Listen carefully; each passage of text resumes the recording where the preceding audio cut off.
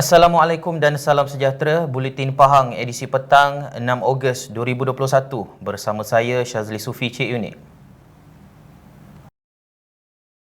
Ke bawah Duli Yang Maha Mulia Pemangku Raja Pahang, Tengku Mahkota Tengku Hasanal Ibrahim Alam Shah, Ibni Al-Sultan Abdullah Riayatuddin Al-Mustafa Billah Shah berkenan berangkat menziarahi ke beberapa buah rumah asnaf di sekitar Kampung Luit, Maran.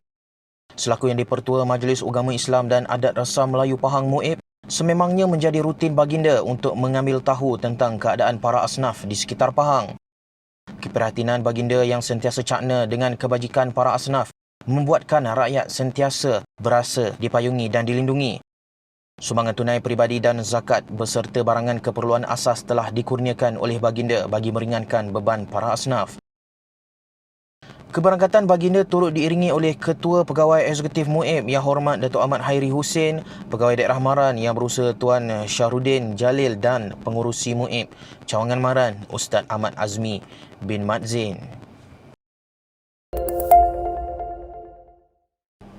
Majlis Pembangunan Wilayah Ekonomi Pantai Timur ECRDC berjaya menarik komitmen pelaburan sebanyak 9.5 bilion ke Pahang setakat ini, jauh melangkaui sasaran awal sebanyak 5.1 bilion.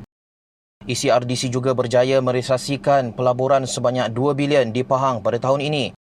Pelaburan baru itu merangkumi pembangunan tanah tinggi bersepadu, peluasan kilang pembuatan keluli dan pembuatan sarung tangan di Pahang bagi tahun 2021.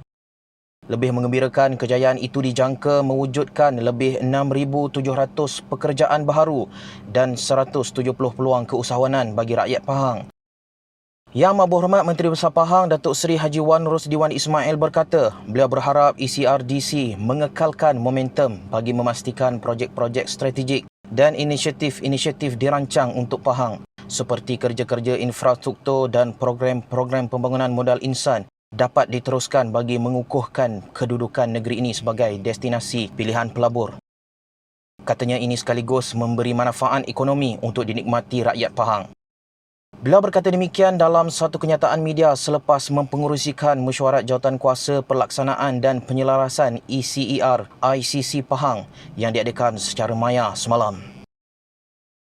Sementara itu, Ketua Pegawai Eksekutif ECRDC Badzawi Cik Mat berkata, bagi mengekalkan momentum penarikan pelaburan ke Pahang, ECRDC terus bekerjasama dengan Kerajaan Pahang dan Lembaga Pembangunan Pelaburan Malaysia MIDA untuk mengadakan lebih banyak aktiviti promosi pelaburan bagi separuh kedua tahun 2021 untuk menarik minat pelabur dalam sektor-sektor ekonomi utama. Katanya, walaupun tidak dapat mengadakan misi pelaburan ke luar negara atau acara secara fizikal, ECRDC telah menganjurkan 3 webinar pada separuh pertama 2021 untuk membina hubungan dan menarik pelabur-pelabur antarabangsa. Program vaksinasi yang berjalan lancar di daerah ini terutamanya di kawasan tumpuan pelancong bakal merealisasikan gelembung pelancongan di negeri ini. Pegawai Daerah Bentong Yang Hormat Datuk Muhammad Zulkifli Hashim berkata, suntikan vaksin di kedua-dua kawasan pelancongan utama juga berjalan lancar, menyaksikan semua individu berumur 18 tahun ke atas telah menerima sekurang-kurangnya 1 dos suntikan di janda baik, manakala proses suntikan vaksin di Genting Highland sedang giat dilakukan. Kira-kira 23.6% penduduk di daerah ini telah selesai 2 dos suntikan vaksin sehingga kemarin, manakala pendaftaran suntikan vaksin pula telah mencecah 78% di mana hingga kemarin sebanyak 22,550 individu telah selesai 2 dos manakala 41,517 selesai 1 dos. Purata sehari suntikan bergantung dos yang diterima dan bergantung juga keupayaan pusat vaksinasi, seperti mana pada semalam sebanyak 600 dos suntikan sehari, jadi dalam seminggu 4,200 dos akan diselesaikan. Beliau berkata demikian selepas melakukan tinjauan di Pusat Pemberian Vaksin Integrasi Dewan Perniagaan Cina Bentong di Bentong. Sementara itu, beliau berkata pada masa ini terdapat 1 PPV integrasi iaitu di Dewan Perniagaan Cina Bentong, manakala 2 lagi adalah PPV tetap di Dewan Majlis Perbadaran Bentong dan Sekolah Menengah Kebangsaan Karak Setia, selain 1 PPV dikendalikan pihak swasta di Genting Highland.